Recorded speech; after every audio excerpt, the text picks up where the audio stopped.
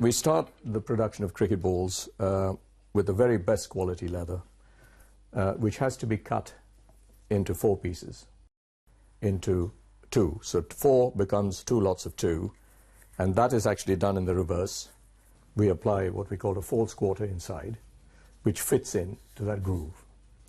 And then it's molded under pressure to form a smooth surface, whereas that's obviously rough.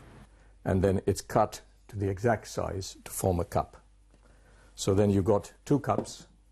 So there's the 4 pieces of leather put together, and in the middle is that cork center. So when it's got to that stage, that's what you call a seam. We then go over to the hand stitching. And this again is that form there. The stitcher has this anchored between his knees, and then he starts the actual stitching process where the stitching goes from one side to the other and back, one side to the other and back. And you can see how beautifully neat and that is. And that's the actual thread, you know, which has got these bristles which they cause a hole and then poke it through. And eventually it ends up as a finished product. When we finish the stitching, the ball is not absolutely perfectly in shape.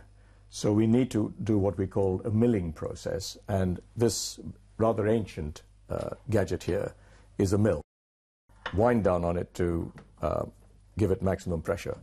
Now there are more modern ways of doing this, but we believe that this actually involves the skill of the worker who can tell by the amount of pressure he needs to put and so on, and how long he's got to leave it.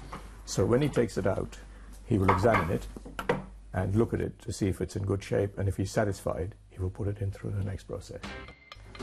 The specification of the ball is that it has to be fitting 2 rings, a large ring and a small ring. The small ring is 8 13/16 of an inch, and the big ring is 9 inches.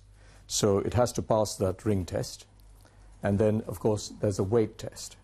And the weight, the tolerance is 156 grams to 163.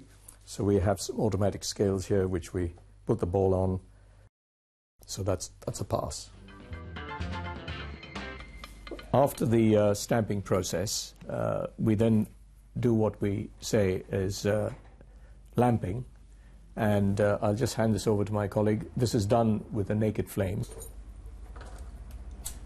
Just exposes it to the heat, which melts the wax, and then it has to be rubbed in by hand.